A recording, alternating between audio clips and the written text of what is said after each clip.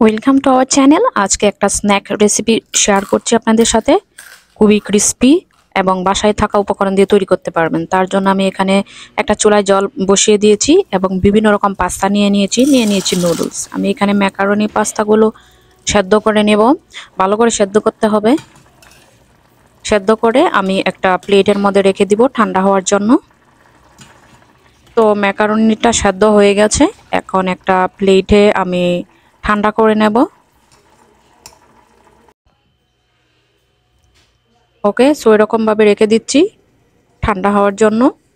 তো ঠান্ডা হওয়ার জন্য অপেক্ষা করব। এবং আরও আমি বিভিন্ন টাইপের পাস্তা এবং নুডলস নিয়েছি। এখানে পাস্তা নিয়েছি। পাস্তাগুলো সেম প্রসেসে সেদ্ধ করে নিব। আমি জলের সাথে 1 টেবিল স্পুন তেল ব্যবহার করেছিলাম যেন পাস্তাগুলো জর্জরে থাকে। তো সেমভাবে পাস্তাগুলো আমি একটা প্লেটে নিয়েছি, ঠান্ডা করে নেব। এবং এখানে আমি নুডলস নিয়েছি। আপনারা যে কোনো টাইপের নুডলস ব্যবহার করতে পারেন। তো নুডলসগুলোকে আমি সেদ্ধ করে নিব। তো সেদ্ধ হয়ে গেছে। সেম প্রসেসে একটা প্লেটে নিয়ে ঠান্ডা করে নেব।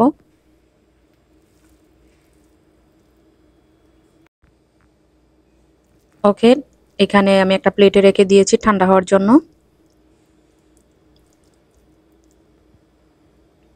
দেখতেই পাচ্ছ, এগুলো ঠান্ডা হওয়ার জন্য একটা সাইডে রেখে দিচ্ছি। এবং দেখতেই পাচ্ছ আমি নুডলস নিয়েছি, ম্যাকারনি নিয়েছি, আর এখানে নিয়েছি প্লেন পাস্তা।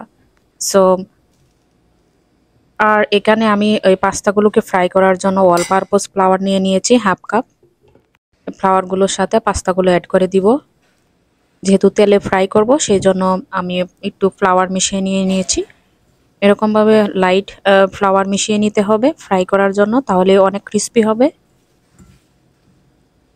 ওকে, হয়ে গেছে। আমি এরকম প্রসেসে সবগুলো নুডলস এবং পাস্তা এরকমভাবে করে নিব।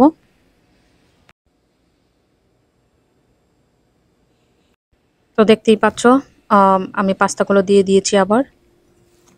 এগুলো সেম প্রসেসে আমি অল পারপোজ ফ্লাওয়ারের সাথে মিক্স করে সাইডে রেখে দিব। এবং নুডলসগুলো সেম প্রসেসে ফ্লাওয়ার মিশিয়ে সাইডে রেখে দিব। ওকে, মেশানো হয়ে গেছে। দেখতেই পাচ্ছ আমি এখানে 3 রকমের পাস্তা এবং নুডলস নিয়েছি। তোমরা চাইলে different kind of noodles pasta নিতে পারো। এখন আমি চুলায় চলে যাচ্ছি। একটা প্যান বসিয়ে দিয়েছি, এখানে মিডিয়াম হাই হিট রেখেছিলাম। তো এগুলো আমি ব্রাউন কালার করে নিব ভেজে।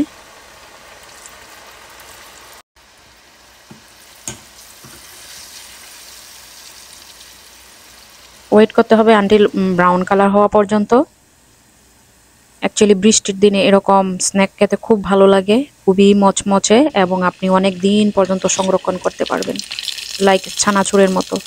চানাচুর যেরকম আপনারা সংরক্ষণ করতে পারেন, সেম প্রসেসে এভাবে সংরক্ষণ করতে পারেন। তো ফ্রাই হয়ে গেছে দেখুন, গোল্ডেন ব্রাউন কালার।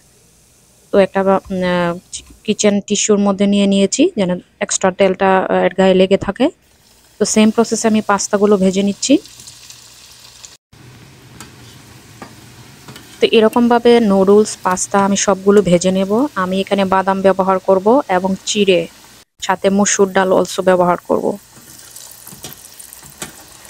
তো পাস্তাগুলো ব্রাউন কালার হয়ে গেছে। তো সেম প্রসেসে একটা কিচেন টিস্যু পেপারে নিয়ে নিব, জানি পাস্তার গায়ে এক্সট্রা তেল লেগে আছে সেটা টিস্যুতে চলে যায়। তো দেখতেই পাচ্ছ ব্রাউন কালার হয়ে গেছে।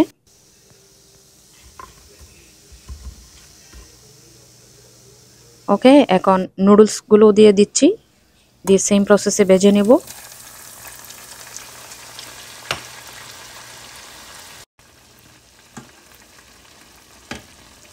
একটু সময় নিয়ে ভাজতে হবে, গোল্ডেন কালার করে নিতে হবে, তাহলে অনেক ক্রিস্পি হবে এবং খেতেও অনেক ভালো লাগবে। তো ব্রাউন কালার হয়ে গেছে। সেম প্রসেসে একটা কিচেন টিস্যু পেপারে উঠিয়ে নেব।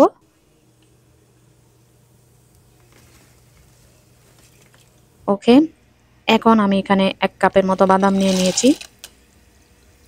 তো বাদামগুলো আমি ব্রাউন কালার করে ভেজে নেব।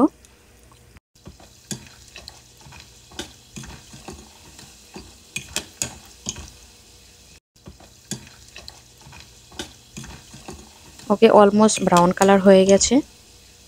তো এখন নামিয়ে নেব। দেখতেই পাচ্ছ ব্রাউন কালার একদম। ওকে, এখানে আমি চিড়ে নিয়ে নিয়েছি। আমি চিড়েগুলো সেম প্রসেসে ভেজে নিব।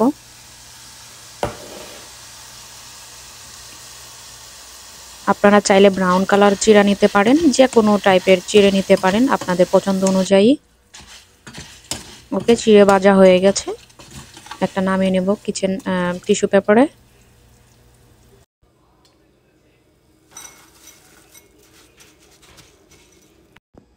ওকে, এখানে আমি মসুর ডাল নিয়ে নিয়েছি। আপনারা চাইলে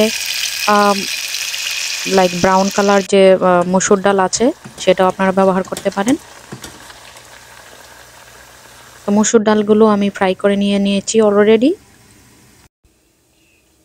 দেখতেই পাচ্ছ বন্ধুরা, সবগুলো উপকরণ আমার ভাজা হয়ে গেছে।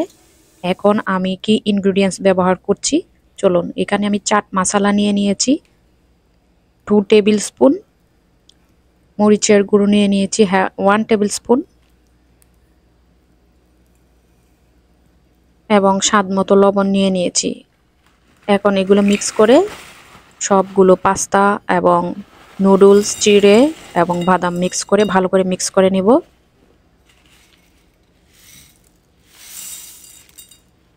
এগুলো আপনারা দীর্ঘদিন সংরক্ষণ করতে পারবেন। বৃষ্টির দিনে অ্যাকচুয়ালি এগুলো খেতে অনেক অনেক মজা, অনেক ভালো লাগে। তো সবগুলো উপকরণ ভালো করে মিক্স করে আপনারা 20 থেকে 30 দিন সংরক্ষণ করতে পারবেন। তো বন্ধুরা, আপনারা দেখতেই পাচ্ছেন অল্প সময়ে বাসায় থাকা উপকরণ দিয়ে কিভাবে এরকম স্ন্যাক তৈরি করা যায়। তো বাসায় অবশ্যই ট্রাই করবেন, এবং ভিডিওটি যদি ভালো লেগে থাকে অবশ্যই একটা কমেন্টস করবেন এবং লাইক করবেন এবং সাবস্ক্রাইব করবেন।